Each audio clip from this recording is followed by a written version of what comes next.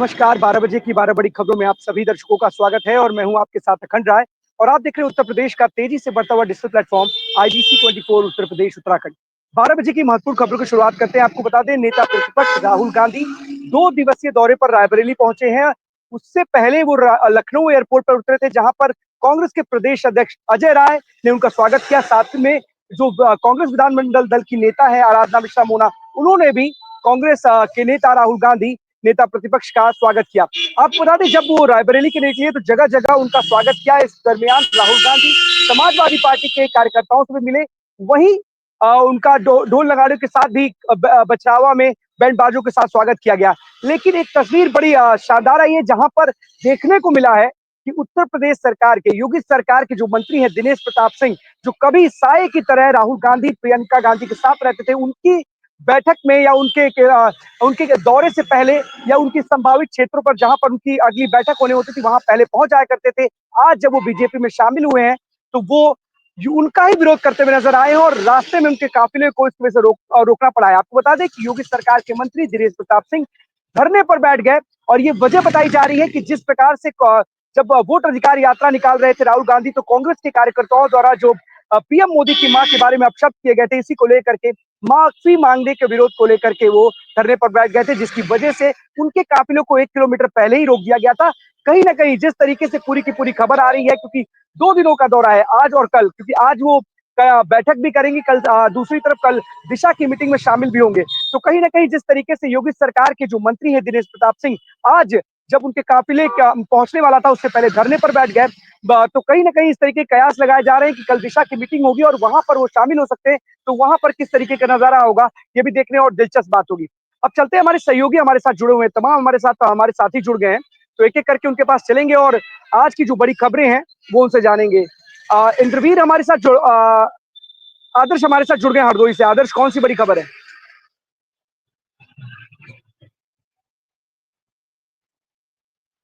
आदर्श unmute कर लीजिए।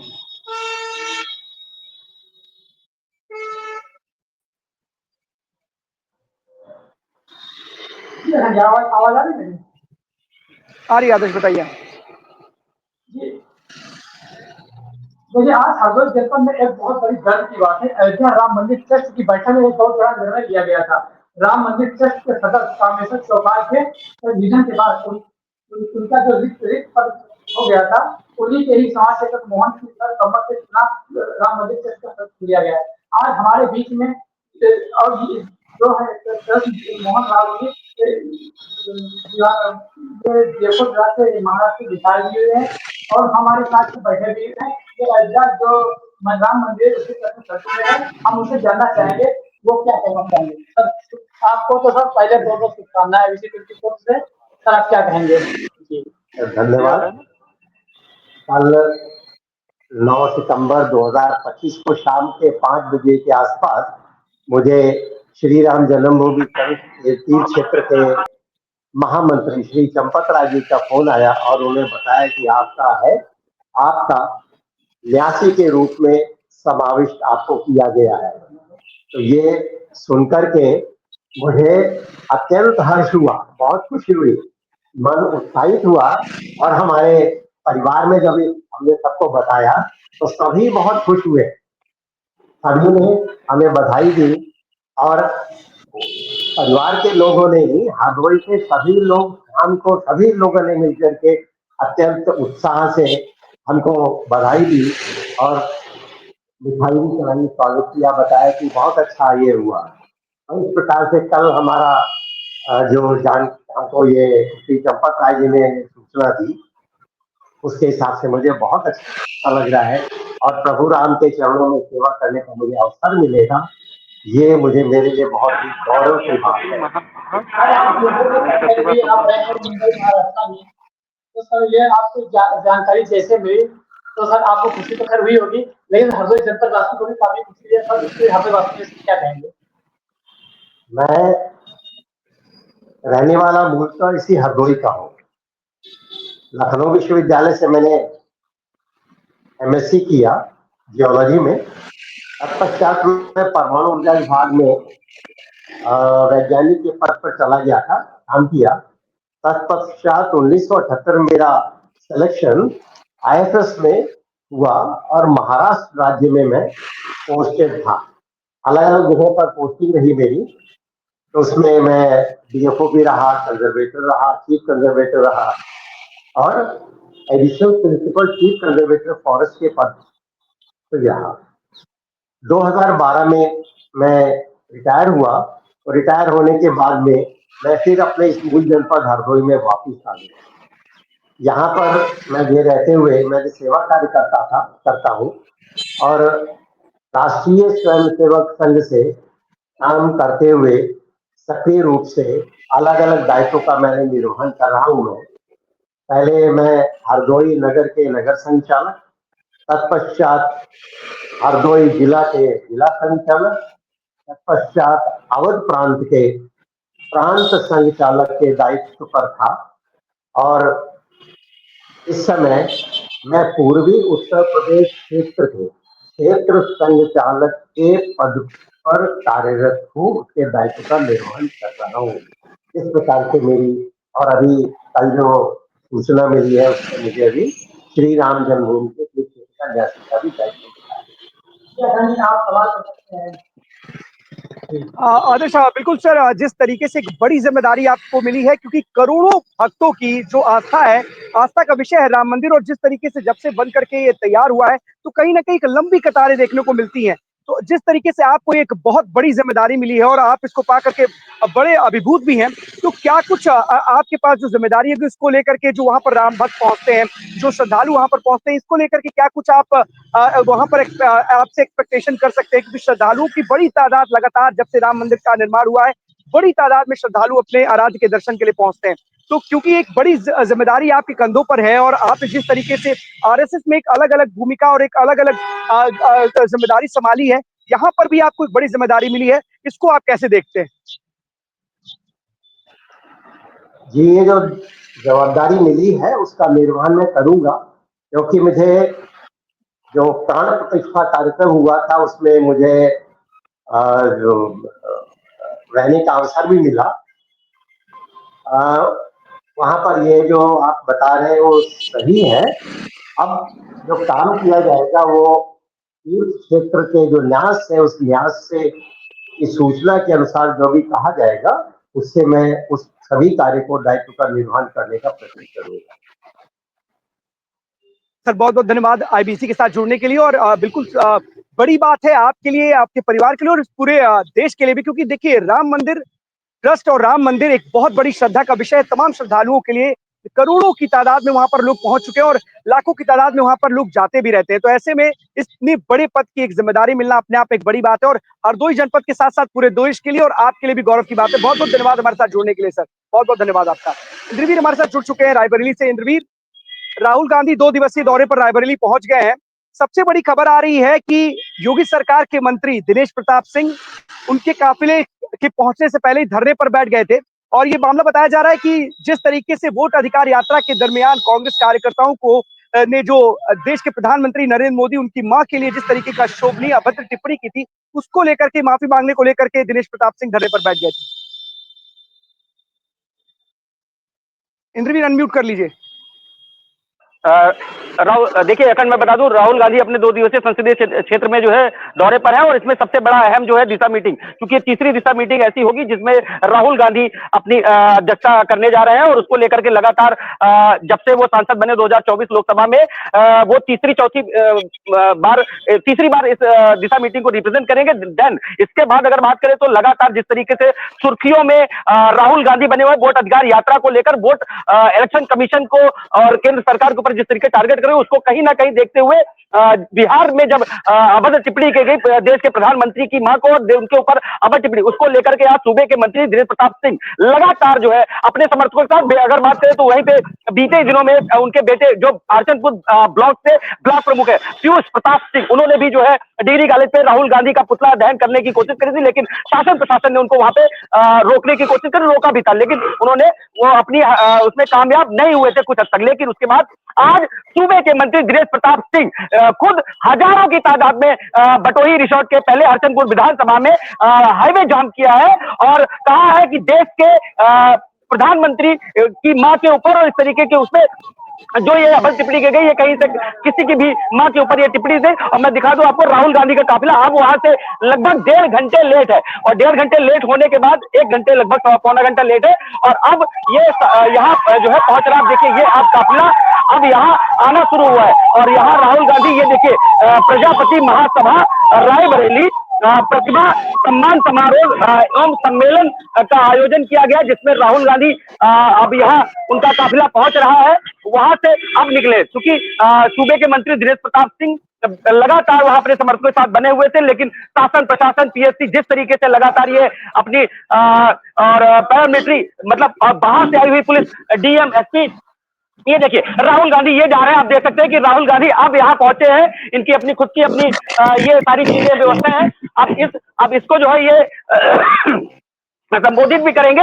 ये आप देख सकते हैं, कैमरों में साफ देख सकते हैं कि राहुल गांधी अब यहाँ पहुंचे हैं। ये देखिए, और राहुल गांधी वापस जाओ के नारे भी वहां पे लगे थे। जिस तरीके से ये आप लाइव में देख सकते हैं तस्वीरें, अब यहाँ जा रहे हैं। अब यहाँ प्रजापति महासभा को राहुल गांधी जो है वो करेंगे, क्या कहते हैं, सभा को सम्मान समारोह है, इसको रिप्रेजेंट करेंगे। इसके बाद ऊंचाहार जाना है। अब वहां से लगभग पौना घंटा लेट, लेकिन शासन प्रशासन मुस्तैद रहा, और मुस्तैद के बाद सबसे बड़ी खास ये बात रही कि जिस तरीके से सूबे के मंत्री दिनेश प्रताप सिंह ने रास्ता रोका, वापस जाओ के नारे लगे, उसको लेकर के कहीं ना कहीं अब राजनीति की जो सरगर्मी है वो कहीं ना कहीं चरम सीमा पे है। जी अखंड।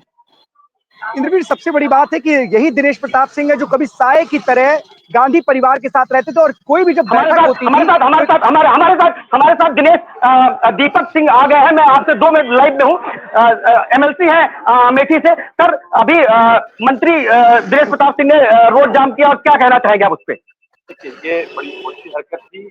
उनके साथ मुश्किल से कोशिश के बाद 50-60 लोग थे, वो भी आधे राहुल गांधी जिंदाबाद नारे लगा रहे थे।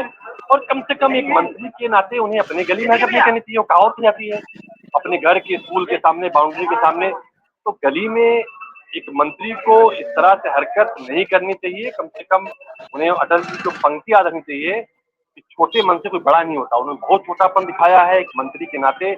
वो जिस तरह से इतने कमजोर दिखे हैं, वो मंत्री बनने की, मंत्री बचे रहने की जद्दोजहद। Thank you so much. देखा जैसे मंत्री कहीं ना कहीं दीपक सिंह एमएलसी अमेठी से रहे, और ये लगातार सुर्खियों में बने हुए हैं। और जिस तरीके से आप अभी सोशल मीडिया पे भी दीपक सिंह इस समय हाईलाइट है। दीपक सिंह ने कहा कि मंत्री पद बचाने के लिए, ये बड़ा बयान है दीपक सिंह एमएलसी अमेठी का, कि मंत्री पद बचाने के लिए दिनेश प्रताप अपनी जद्दोजहद में लगे हुए हैं। जिस तरीके उत्तर प्रदेश सरकार में मंत्रिमंडल का गठन होना है, उसको लेकर के कहीं ना कहीं ये जद्दोजहद है कि मंत्री पद बचा रहे। ये बड़ा बयान है दीपक सिंह एमएलसी अमेठी का। जी अखंड। इंद्रवीर, देखिए सवाल है, दीपक सिंह एमएलसी जरूर है, लेकिन उनको बीजेपी में क्या होगा बहुत कम पता है। क्या करेंगे, कौन सा मंत्री पद बचेगा नहीं बचेगा अलग सवाल है। मंत्री है और देश के प्रधानमंत्री के ऊपर इस तरीके से अभद्र टिप्पणी की गई, और कहीं ना कहीं उसका गुस्सा भी है, और रिप्रेजेंट करते हैं वो भी रायबरेली को। उन्होंने नेता प्रतिपक्ष के खिलाफ चुनाव लड़ा था, भले ही करारी हार का सामना उनको करना पड़ा था। एक समय था इंद्रवीर, इस साये की तरह साथ रहते थे। गांधी परिवार जब रायबरेली अमेठी पहुंचता था तो उनकी मीटिंग जहां जहां होती थी, उससे पहले दिनेश प्रताप सिंह वहां पहुंच जाते थे। हम उस बात के खुद गवाह हैं, और हमने भी देखा है, जैसे आज दीपक सिंह नजर आ रहे हैं, कुछ ऐसा ही नजारा था जब कभी दिनेश प्रताप सिंह भी पहुंच जाया करते थे। आज बयार बदल चुकी है। देखिए मैं आपको 2 मिनट रोकूंगा खंड। हाल में ही दीपक सिंह ने एक मीडिया में इंटरव्यू, दीपक सिंह यही एमएलसी जो अभी आईबीसी 24 के साथ लाइव में थे, इन्होंने ही हाल में ही एक इंटरव्यू में अपने कहा कि दिनेश प्रताप सिंह ने अपनी एक जब कांग्रेस में थे तो उन्होंने एक बड़ी बात कही थी कि दिनेश प्रताप सिंह की मां ने, मतलब प्रियंका गांधी से इन्होंने कहा था कि मैं जब तक मेरा प्राण है, जब तक मेरी जिंदगी है, तब तक मैं कांग्रेस के साथ रहूंगा। ये दिनेश प्रताप ये एमएलसी दीपक सिंह अमेठी का बयान था। कुछ दिन पहले उन्होंने एक मीडिया को रूबरू होते हुए जानकारी दी थी कि दिनेश प्रताप सिंह ने यह भी वादा किया था कि मैं जब तक मेरी आखिरी सांस है, अपनी मां से वचन देकर आया हूं, तब तक मैं कांग्रेस के साथ। पर देखिए, राजनीति में किसी भी पल कुछ भी हो सकता है, तो राजनीति का कोई भरोसा नहीं है। और अब दिनेश प्रताप सिंह के खिलाफ लगातार दीपक सिंह भी बात कर रहे हैं। जिस तरीके आज ये हुआ, ये कहीं ना कहीं एक उत्तर प्रदेश की राजनीति में हलचल का माहौल है। जी अखंड। बिल्कुल दिक्कत इंद्रवीर इस चीज की है कि कोई भी कसम खा के जाता है, चाहे वो नीतीश कुमार हो, कभी वो बीजेपी के साथ, कभी आरजेडी के साथ, फिर बीजेपी के साथ, तो फिर आरजेडी के साथ देखा है। सुभाषपा के जो राष्ट्रीय अध्यक्ष ओम प्रकाश राजभर, जो फिलहाल इस समय योगी सरकार में मंत्री भी हैं, उन्होंने भी योगी सरकार का, यूपी सरकार का साथ छोड़ करके समाजवादी पार्टी का थामा था।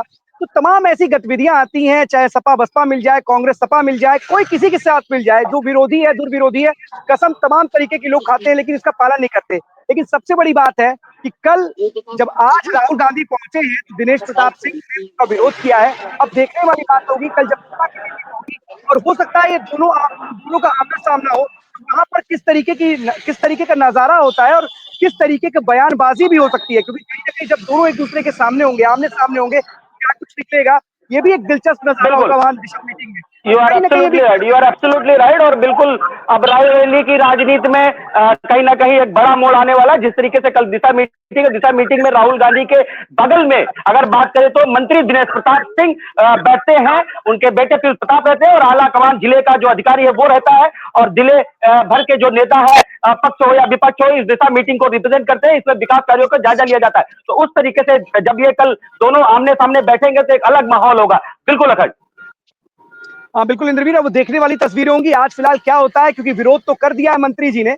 अब कल जब सामने होंगे तो किस तरीके का विरोध देखने को मिलेगा, ये भी देखने वाली बात होगी। बहुत बहुत धन्यवाद इस तमाम जानकारी के लिए इंद्रवीर, नजर बनाए रखिएगा, क्योंकि आज एक बड़ा दिन है। आज और दिन नेता प्रतिपक्ष रायबरेली में और तमाम चीजें दिशा की मीटिंग में भी शामिल हुई। बहुत बहुत धन्यवाद आपका तमाम जानकारी। बिल्कुल जुड़ चुके हैं प्रतापगढ़ से ज्ञानेंद्र, कौन सी बड़ी खबर है?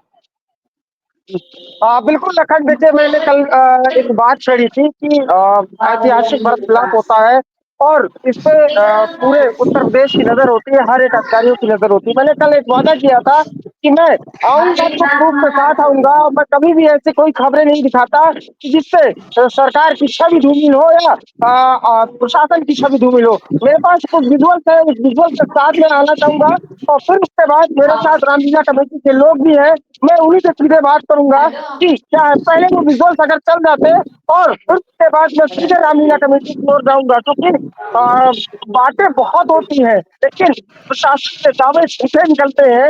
और ये पिछली बार रामलीला में भी देखा गया था और उससे पहले भी देखा गया था।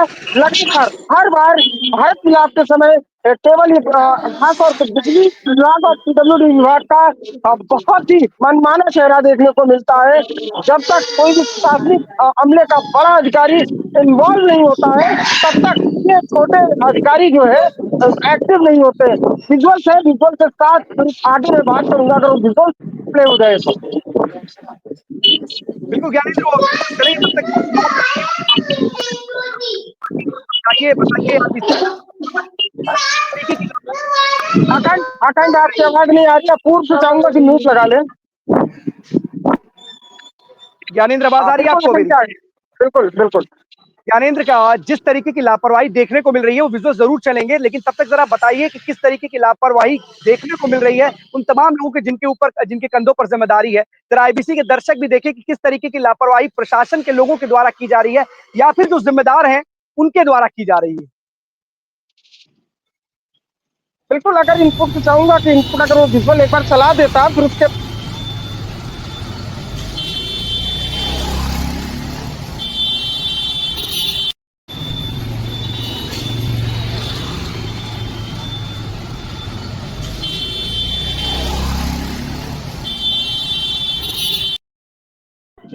बिल्कुल अखंड, आपने साफ तौर पे देखा कि ये तार का जंजाल सबसे बड़ा होता है। और खास तौर पे जब राम लीला कमेटी की रामदल की चौकियां, हनुमान दल की चौकी, लौकुश दल की चौकियां निकलती हैं तो सबसे बड़ा होता है कि देखिए सबसे महत्वपूर्ण रखता है कि चौकी और पूरे प्रतापगढ़ के भरत मिलाप या दशहरा या शिव बारात, राम बारात हो, उस चौकियों को देखने के लिए लोग दूर दूर से आते हैं।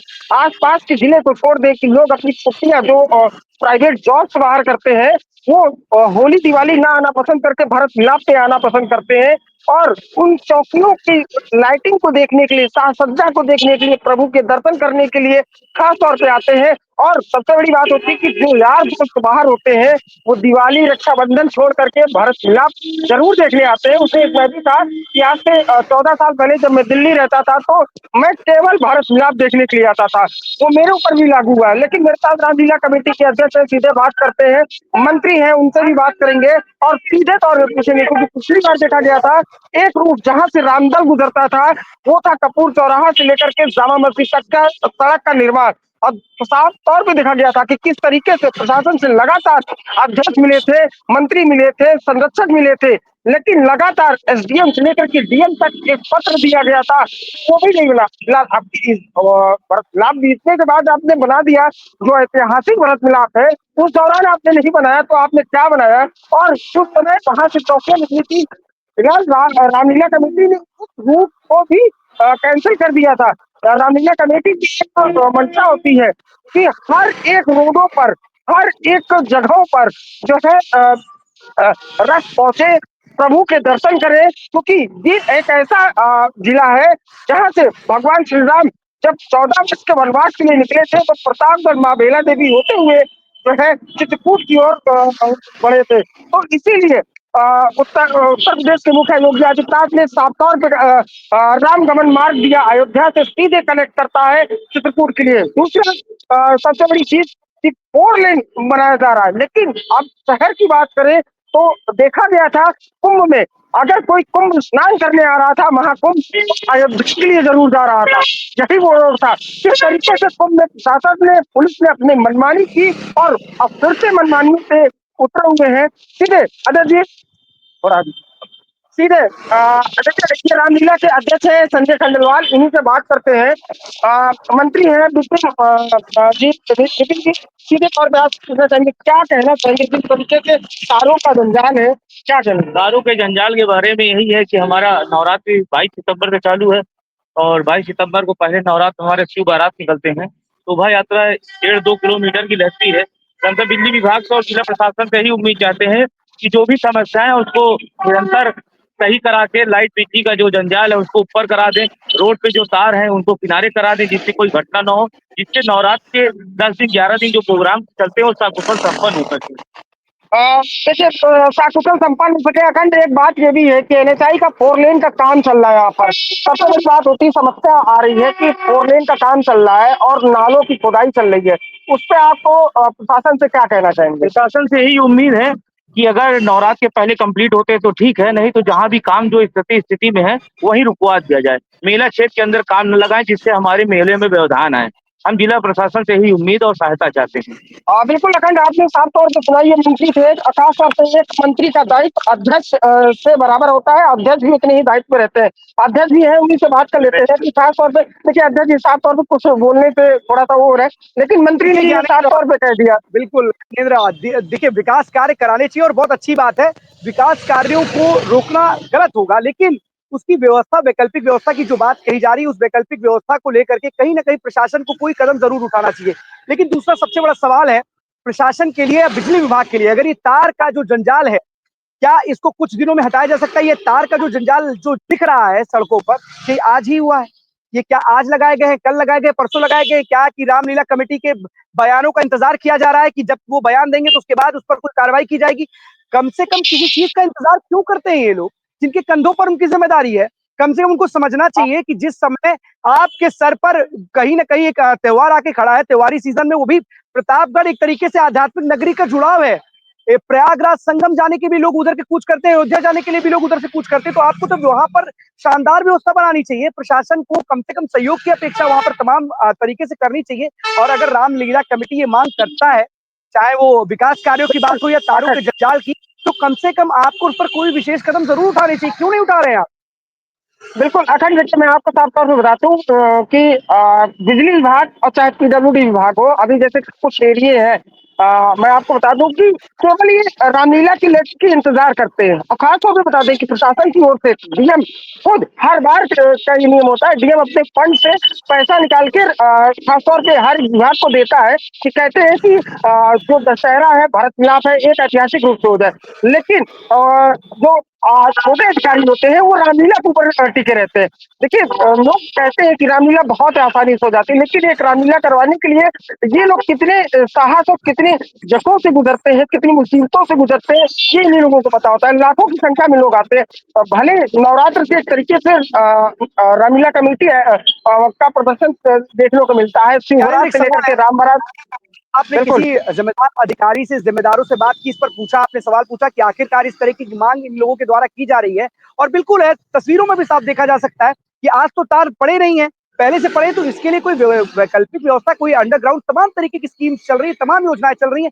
क्या अगर इस तरीके की लगातार हर बार इस तरीके की मांग होती है, तो क्या इसका कोई साधन या दूसरा रास्ता नहीं निकाला जा सकता है? आपसे इंतजार किया जाता है कि इस तरीके से रामलीला कमेटी मांग करेगी, उस पर कोई कार्रवाई करेंगे? बिल्कुल, अखंड देखिए, मैंने कल प्रतापगढ़ के जिलाधिकारी श्री सायावती से मुलाकात की थी और उन्होंने साफ तौर पे कहा कि हम लोगों ने मीटिंग की है, एक रूपरेखा तैयार की है, लेकिन अब भी अगर कोई भी ऐसा अधिकारी लापरवाही में पाया जाता है तो उसके ऊपर एक्शन होगा। लेकिन एक चीज लास्ट क्वेश्चन मंत्री से मैं लूंगा कि अखंड की ओर से एक सवाल है कि क्या जो विभागीय कर्मचारी होते हैं, क्या वो आप लोगों के लेटर और क्या अनुमति मांगते हैं? क्या हम लोग जब कुछ कहेंगे आपके बयानों का इंतजार करते हैं, जो इतनी बड़ी लापरवाही चलती है, क्या इससे पहले वो ये कार्य नहीं कर सकते? नहीं, ये विगत वर्षों से चल रहा है, हमारे लीडर को उनको इंतजार ही नहीं करना चाहिए। ये प्रतापगढ़ के शहर का बिल्कुल सही ऐतिहासिक है, बात। आज से तो चल नहीं रहा है भरत मिलाप। इनको पता है कि नवरात्र के प्रथम दिन से ही बहुत बड़ा मेला चलता है प्रतापगढ़ में, तो हमारे लीडर करना इंतजार करते हुए अपनी तैयारी खुद कर लेनी चाहिए। और प्रतापगढ़ की सबसे बड़ी समस्या है कि यहाँ की रोड डाइवर्जन, जिस दिन हमारा शिव बारात निकलता है 2 किलोमीटर की शोभा यात्रा रहती है, लेकिन रूट डाइवर्जन मुझे हम लोगों को कभी सही से मिला नहीं। जबकि लमसम 70 या 80% लोग बताते हैं कि बाईपास तैयार हो चुका है। इस समय हो सकता है इस बार प्रशासन चाहे तो रूट डाइवर्जन बहुत अच्छे से कर सकता है, जिससे आने जाने पब्लिक को ना कोई दिक्कत होगी, ना हमारी शोभा यात्रा को दिक्कत होगी। देखिए, बिल्कुल अखंड, खास तौर पे हाँ, ये सच्चाई है कि जब भी शिव बारात, जो कि तकरीबन अगर बात करें तो 20 से ज्यादा चौकियां निकलती हैं और राम बारात की भी बात करें तो 20 से अधिक चौकियां निकाली जाती हैं। मंत्री जी ने साफ तौर पर बताया, रूट डाइवर्जन सबसे बड़ी एक समस्या होती है। देखा गया तो मैंने आपको बाईपास के बारे में बताया भी था कि गूगल मैप पे अयोध्या राजमार्ग वो नहीं दिखता है, लेकिन वही बाईपास आज की डेट में एक तरीके से कोई चलन में नहीं है। कोई भी अगर जैसे 12 गया आपका इस समय देखिए, लापरवाहियां या कुछ चीजें हैं जो कमियां हैं, अगर इन लोगों की बात अभी भी कुछ समय है, और जो भी जिम्मेदार हैं बार बार ये कह रहे हैं, अपील की अगर हम खबर दिखा रहे हैं तो उस खबर पर कम से कम कोई एक्शन ले। अगर आपको लगता है कि रामलीला कमेटी कोई जायज मांग कर रही है तो उस मांग को पूरा किया, जो बिल्कुल सही बात है। क्यों इंतजार करते हैं? अगर ये कोई आज की तो ऐतिहासिक परंपरा है नहीं, ये ऐतिहासिक परंपरा लगातार चलती चली आ रही है, तो कम से कम किसी चीज का, किसी वक्त का इंतजार ना करें, और जब समय रहते उससे पहले इस चीज का अगर निदान कर देंगे तो शायद इस तरीके की मांग नहीं होती, लोग इस तरीके के बयान नहीं देते। तो जिनके कंधों पर जिम्मेदारी है अभी भी जाग जाए, और कम से कम एक बार और भी ज्ञानेंद्र पूछेगा उन जिम्मेदार लोगों से कि क्या आखिरकार इनकी मांगों को लेकर के आपने क्या किया है, इस पर जरूर सवाल कीजिएगा और पूछिएगा किस बात का इंतजार है, क्यों नहीं कार्रवाई हो रही है। बहुत बहुत धन्यवाद आपका तमाम जानकारी के लिए ज्ञानेंद्र। अपूर्व हमारे साथ जुड़ चुके हैं अयोध्या से। अपूर्व, कौन सी बड़ी खबर है?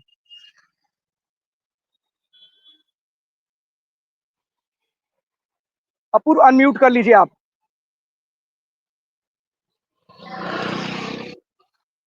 जी अखंड, मैं आपको बताना बताइए चाहूंगा कि अपूर्व।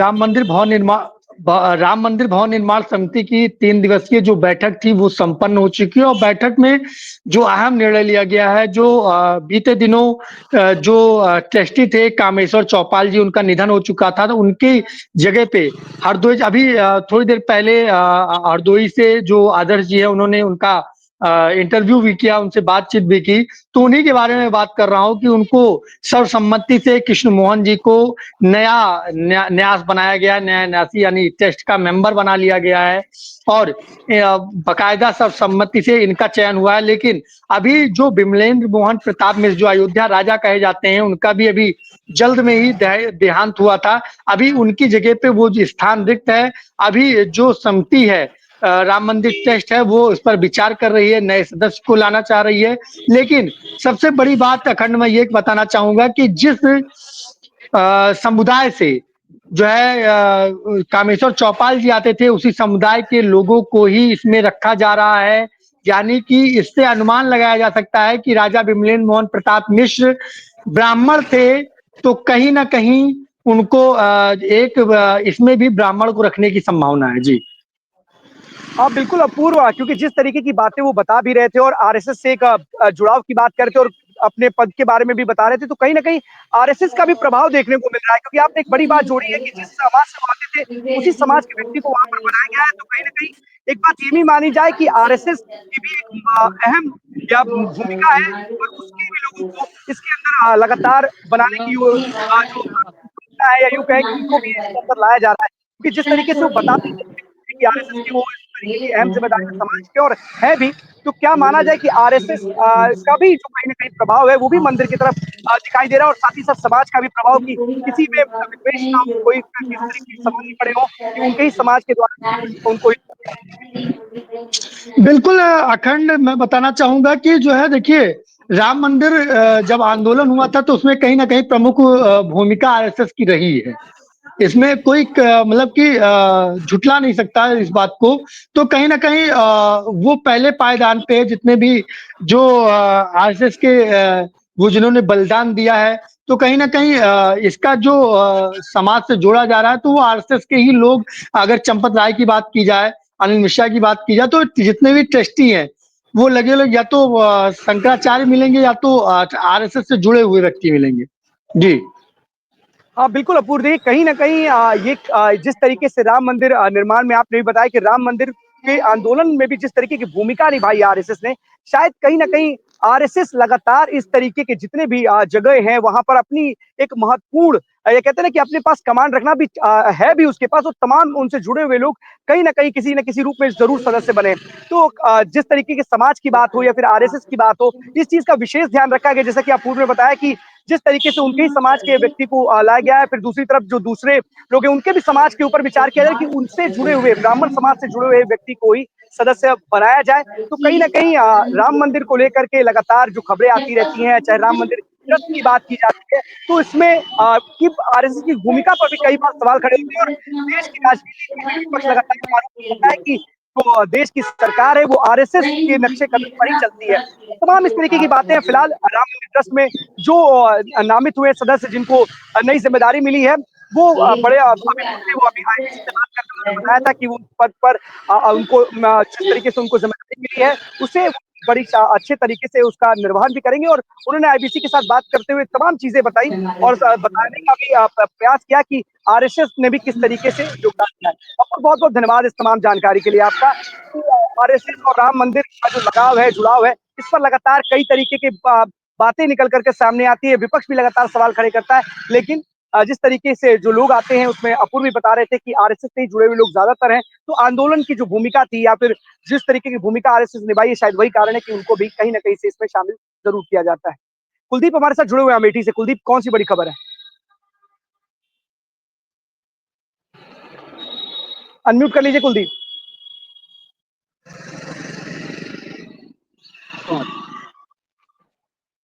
हेलो बताइए कुलदीप, बताइए।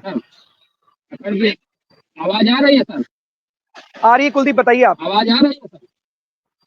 हाँ, मैं बिल्कुल जो बता देना चाहता हूँ कि जिस प्रकार से उत्तर प्रदेश सरकार 2047 तक उत्तर प्रदेश को विकसित राज्य बनाना चाहता है, उसी परिप्रेक्ष्य में अमेठी कलेक्टर भवन पूर्व कुलदीप, आपकी आवाज आने में कुछ इशू आ रहा है, फिर से आपसे कनेक्ट होंगे, तब तक जितेंद्र के पास चलते हैं, अपना वॉइस सही कर लीजिए।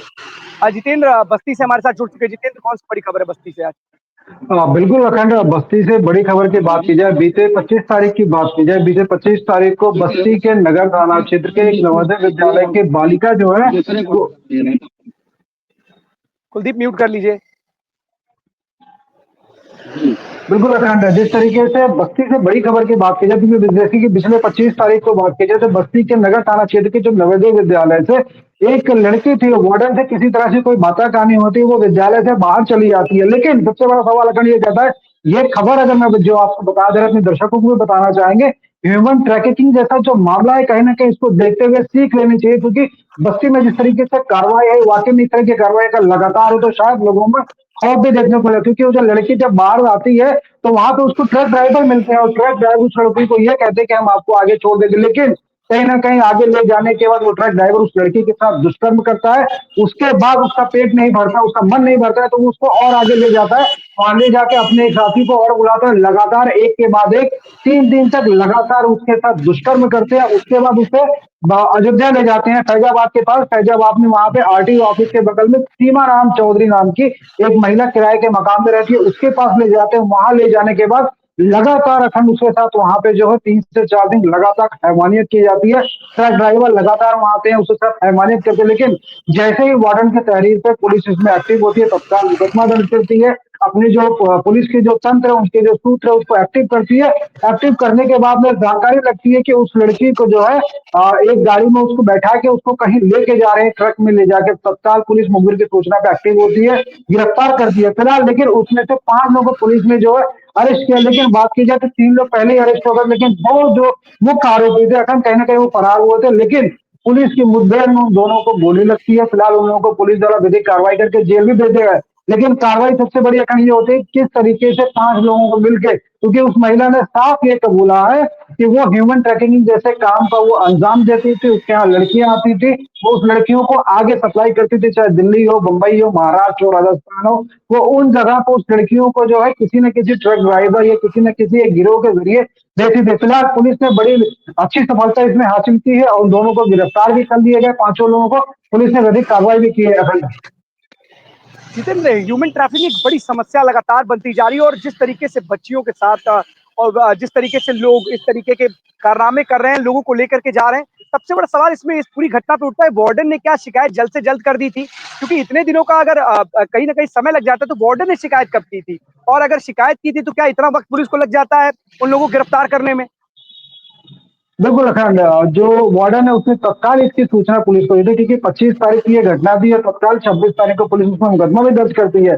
लेकिन उसके बाद जिस तरीके से बात की जाती है कि जो क्षेत्र है कहीं ना कहीं वो देहात क्षेत्र है। अब उस रूट पे जहाँ पे पुलिस के सॉरी वहां पे जहाँ कैमरे लगे हों, कैमरों को भी खंगाला गया है। बस्ती से सुल्तानपुर, सुल्तानपुर से अयोध्या, फिर अयोध्या से जहां तक बात की जाए सूत्र के हवाले से कि उस लड़की को शायद जयपुर ले जाने की तैयारी थी। आई एम श्योर नहीं कह सकता, लेकिन हमारे सूत्र यह कहते हैं कि उस लड़की को जयपुर ले जाने की तैयारी हो रही थी। तो ये जिस तरीके से जो ट्रैकिंग का सिस्टम हुआ है कि बस्ती से सुल्तानपुर, सुल्तानपुर से फिर उसको फैजाबाद लाया गया, फैजाबाद से आगे डाइवर्ट किया जा रहा था। तो सवालिया निशान होता है कि पुलिस को कहीं ना कहीं उस तक पहुंचने में काफी लंबा समय थमा। ये कह सकते हैं कि 25 से लेके और आज अगर बात की जाए 11 तारीख की, तो कहीं ना कहीं बीच में जिस तरीके 9 तारीख को ये मुठभेड़ हुई है, तो ये बीच के जो गैपिंग थी ये पुलिस को समझने में और अपने तंत्रों को जो है खोजने में और उनको एक्टिव करने में इतना समय पुलिस को अखंड लग चुका है। तो वही यही सवाल खड़े होते हैं कि अगर यानी आपके सोर्स कमजोर है, अगर शिकायत आपको मिल गई थी जल्द और इतने दिन लग जाते हैं आप लोगों को इन आरोपियों तक पहुंचने में, अपराधियों तक, तो सवाल खड़े होंगे। लेकिन बिल्कुल मुठभेड़ में उन अपराधियों को पकड़ लिया है, बड़ी अच्छी कार्रवाई बस्ती पुलिस की। लेकिन इतना समय क्यों, कितना दर्द झेला होगा उस पीड़िता ने, एक बहुत बड़ा सवाल है कि अगर जल्द से जल्द अपने सूत्रों को एक्टिव करते और कहीं ना कहीं अगर अपने पैरामीटर से तमाम जो कोई तंत्र लगाती, जल्द से जल्द बालिका, वो लड़की अगर पकड़ में आती है, उसकी जानकारी मिल पाती, तो शायद जिस तरीके का पूरा घटनाक्रम हुआ है, एक जगह से दूसरी जगह, दूसरी जगह से तीसरी जगह जाने का घटनाक्रम हुआ है, वो ना हो पाता। लेकिन सबसे बड़ा सवाल है कि अगर तो लोग जो ये इस बात की पुष्टि कर रहे हैं और इकबालिया बयान में बता रहे हैं कि हाँ हम ह्यूमन ट्रैफिकिंग में शामिल हैं, तो क्या उनको कोर्ट से क्या कोई जल्द राहत मिल जाती है? क्या उनका जो इस तरह जो न्यायपालिका में जब वो कोर्ट मुकदमा पहुंचता है, तो क्या लचर पैरवी की वजह से वो लोग छूट जाते हैं कि इनके हौसले इतने बुलंद होते हैं? इन लोगों के खिलाफ क्यों नहीं कड़ी कार्रवाई हो पाती कि इनके इतने हौसले बुलंद है कि लगातार इस तरीके की वारदात होती रहती है, लेकिन इनका जो मन है वो लगातार बढ़ा हुआ है? नहीं, देखिए अगर इस बारे में बस्ती पुलिस अधीक्षक के खास तौर पे बात की गई तो उन्होंने साफ कहा कि जो 5 लोग इसमें सम्मिलित है, खासकर पुलिस खास तौर पे इसमें कार्रवाई करेगी और कोर्ट से उसमें निवेदन भी करेगी कि ऐसे लोगों पे सख्त कार्रवाई की जाए। एक चीज खास है, मेरी उस बच्ची से भी बात हुई, नाबालिग बच्ची है, फिलहाल ऑन कैमरा उसको लाया नहीं गया, लेकिन उस बच्ची ने साफ बताया कि किस तरीके से उस तरीके के साथ दरिंदगी की गई, एक के बाद एक लगातार उसको हवस का शिकार बनाए, लगातार एक के बाद एक, मतलब एक एक दिन में अगर अखंड बात की जाए तो 7 से 8 लोग उसको उसके लगातार उसके साथ इस सबको घिनौना कृत्य करते थे। फिलहाल नाबालिग लड़की जिस तरीके से राजी है, लेकिन परिवार वालों का साफ मानना है कि वो बच्चे और वो परिवार पूरे तरीके से सदमे में है अखंड। हाँ बिल्कुल जितेंद्र, जिसके ऊपर बीतता है वही समझ पाता है, ये बड़ी बड़ी बात है। और उस नाबालिग बच्ची के दिल पर, उसकी आत्मा पर क्या बीत रही होगी वो ही जानती है। लेकिन इतना जरूर है, पुलिस और न्यायपालिका को ऐसा कदम, ऐसी सजा देनी चाहिए इन अपराधियों को कि इनकी साथ पुश्ते याद रखें। और ऐसा कदम उठाने से पहले हजार नहीं, लाख नहीं, करोड़ बार अगर इनकी जिंदगी बचती हो तो करोड़ों बार ही सोचे कि इस तरह के कदम उठाएं या फिर ना उठाएं। बहुत बहुत धन्यवाद आपका इस तमाम जानकारी के लिए जीतेंद्र। कुलदीप हमारे साथ फिर से बने हुए हैं। कुलदीप बताइए अपनी बात कंटिन्यू कीजिए।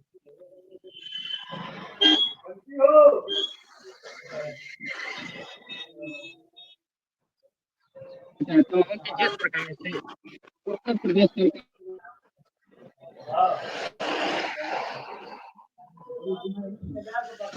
कुलदीप अनम्यूट कर लीजिए आप।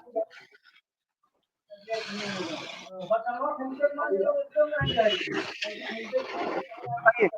मैं अखंड जी बिल्कुल बता देना चाहता हूँ कि जिस प्रकार से उत्तर प्रदेश सरकार 2025 तक उत्तर प्रदेश को विकसित राष्ट्र बनाने की पहल के तहत आज अमेठी में कल पूर्व IAS संतोष राय की अध्यक्षता में विकसित राष्ट्र के लिए संजय चौहान अमेठी और SP तथा रजत कौशिक और जिले के समस्त आला अधिकारियों के साथ बैठक करते हैं। और उसी के साथ साथ मैं बिल्कुल बता देना चाहता हूँ कि छात्रों और उद्यमियों और प्रबुद्धजनों के साथ और मीडिया बंधुओं के साथ विजन रखते हैं कि किस प्रकार से उत्तर प्रदेश को विकसित राष्ट्र बनाया जाए। इसी परिप्रेक्ष्य में मैं अखंड जी बता देना चाहता हूँ कि समस्त एक उत्तर प्रदेश के द्वारा आज कलेक्टर भवन अमेठी में जिस प्रकार से भारतीय नक्सल दल विभाग उत्तर प्रदेश श्रीमती यात्रा और प्रबुद्धजन IAS संतोष कुमार राय के कहा के जो अगुवाई में बैठक होती है और उसमें संजय चौहान की मुख्य भूमिका में बैठक संपन्न होती है। बहुत बहुत धन्यवाद आपका कुलदीप, इस तमाम जानकारी के लिए बहुत बहुत धन्यवाद। अभिषेक हमारे साथ जुड़ चुके हैं भदोही से। अभिषेक, कौन सी बड़ी खबर है? जी अखंड जी, भदोही की इस वक्त की बड़ी खबर ये आ रही है, जहां मैं इस वक्त मौजूद हूँ, यहाँ मैं ठंडी बियर और अंग्रेजी शराब की जो सरकारी दुकानें होती हैं वहाँ आज रात में यह जानकारी मिली कि आज रात में जो है कि चोरों ने अंजाम दिया है। यहाँ लगभग 70 पेटी जो ठंडी बियर और अंग्रेजी शराब है इस पर जो है चोरी की अंजाम दी गई। और यहाँ लगभग यह बताई जा रही है कि लगभग 70 पेटी यहाँ जो शराब है और ठंडी बियर है ये चोरी की गई है। यह कहीं न कहीं भदोही प्रशासन पर बड़ा सवाल उठता है कि जिस तरीके से यह हाईवे के किनारे, हाईवे से चंद कदम की दूरी पर यह जो है कि सरकारी ठेका स्थित है और रात में इस तरीके से चोर अंजाम दिए कैसे गए? बड़ा सवाल उठता है। इसके साथ-साथ इसमें बड़ी अहम बात ये है कि जो जो ज़्यादातर दुकानों में आप देखते होंगे कि सीसीटीवी लगे होते हैं। सीसीटीवी तो यहाँ ज़रूर लगा था, लेकिन जो सीसीटीवी के DVR बॉक्स होते हैं, उसको भी चोरों ने जो है कि उठा ले गए हैं। तो इससे कहीं न कहीं बड़ा सवाल उठता है कि चोरों के जो मंसूबे हैं कितने बड़े थे और ऐसे हरकत में ये आ कैसे रहे हैं? ये बड़ा सवाल उठता है। जी अखंड। अभिषेक, शराब की दुकान हो, घर हो, चोरों को जहां भी मिलता है सामान वहां पहुंच जाते हैं चोरी करने के लिए। ये चोर कहीं भी पहुंच जा रहे हैं। सवाल ये खड़े होते हैं प्रशासन पर कि चाहे वो कहीं पर भी हो, तमाम जगह इस तरह की घटनाएं आती है जहां पर चोरी की घटना लगातार देखने को मिल रही है। और एक दो जगह के फुटेज इस तरीके क्या है कि लोगों में डर भी है और पूरी पूरी रात लोग निगरानी कर रहे हैं, सुरक्षा के लिए खुद रात रात भर जाग रहे हैं। प्रशासन उन लोगों को बार बार अलर्ट भी करता है, लेकिन इस तरह की घटनाएं कहीं ना कहीं घटित हो रही हैं। शायद यही कारण है कि जो तमाम लोग हैं वो रात भर, चाहे ग्रामवासी हों, और लेकिन जैसे आप घटना ये बता रहे हैं कि भदोही में शराब की दुकान से शराब ही लेकर चलते बने और साथ ही साथ ना सिर्फ शराब ले गए बल्कि कैमरे का DVR तक उठा लेकर के चले गए। तो लोगों को भी पता चल गया, चोर भी अब एक कदम आगे हो गए, उनको भी ना पता चल पाए उनकी पहुंच उन तक, पुलिस DVR उठा के लेके चले गए। बताइए, कुछ कहना चाह रहे हैं, बताइए। जी अखंड जी, मैं ये कह रहा हूँ जिस तरीके से ज़ीरो टॉलरेंस के लिए उत्तर प्रदेश सरकार में लगातार कार्य कर रही है और पूरे उत्तर प्रदेश की जो पुलिस व्यवस्था है वो लगातार ऐसे कार्यों पर बिल्कुल नज़र रखती है, पैनी नज़र जो है कि कहीं न कहीं जिला पुलिस भी रखती नज़र आई है। लेकिन आखिरकार ये नज़रों से कैसे जो है कि भागकर ऐसा बड़ा हादसा करके गए, ऐसे बड़े काम करके गए, ऐसे बड़े कारनामे करके गए, जिससे कहीं न कहीं भदोही प्रशासन को सवाल उठता है। बिल्कुल उठेगा ही अभिषेक, अगर पुलिस की लापरवाही कहीं ना कहीं है भी, क्योंकि अगर इस तरीके से रात के अंधेरे में चोर ना सिर्फ शराब की बोतलें, पूरा का पूरा स्टोर खाली करके जा रहे हैं, DVR उठा कर लेके चले जा रहे हैं, तो सवाल उठेंगे ही उठेंगे कि आखिरकार पुलिस है कहाँ। तमाम तरीके से तमाम जगहों से इस तरह की खबरें आती रहती हैं, लेकिन सवाल यही है कि कम से कम जो पुलिसकर्मी है वो अपनी जिम्मेदारी को समझे, बखूबी समझे। बिल्कुल ये बात अलग है कि हर जगह, हर दुकान, हर मकान पर सुरक्षा के लिहाज से सुरक्षाकर्मी तैनात नहीं किए जा सकते हैं, पर लोगों के अंदर खौफ जरूर होना चाहिए। जीरो टॉलरेंस की बात होती है, अपराधियों के खिलाफ लगाम की बात होती है, तमाम इस तरीके के दावे होते हैं, लेकिन इन दावों के बाद भी अगर इस तरीके से चोरी की घटनाओं को अंजाम दिया जाता है तो सवाल खड़े होंगे।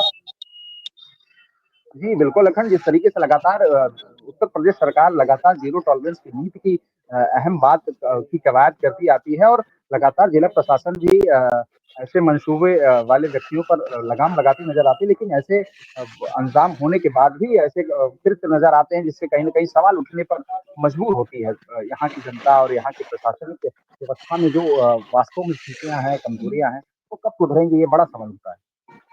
बिल्कुल अभिषेक, यही कारण है कि लोग सवाल खड़े करते रहते हैं और जिम्मेदारी का एहसास होता है। देखिए, जब मिली भगत वाली चीजें होती है तो कहीं ना कहीं इस तरह की घटनाएं घटित हो जाती है, लेकिन पुलिस चाहे तो उन तमाम लोगों तक पहुंच सकती है, क्योंकि पुलिस के कहा है ना कि कानून के हाथ लंबे होते हैं और बिल्कुल पहुंच जाते हैं। जिसके पास पहुंचना चाहेंगे उनके पास पहुंच जाएंगे। किसने इस चोरी की घटना को अंजाम दिया है वो आराम से उन चोरों को पकड़ के भी लाएंगे। अब देखने वाली बात होती है कि इस चोरी की घटना का खुलासा कब होता है, जो चोर हैं वो कब पुलिस की गिरफ्त में आते हैं। सवाल तब तक उठते रहेंगे जब तक ये पुलिस की गिरफ्त से बाहर रहेंगे। बहुत बहुत धन्यवाद आपका तमाम जानकारी के लिए अभिषेक, क्योंकि सवाल है ही ऐसा, चोरी की घटनाएं लगातार बढ़ती जा रही हैं।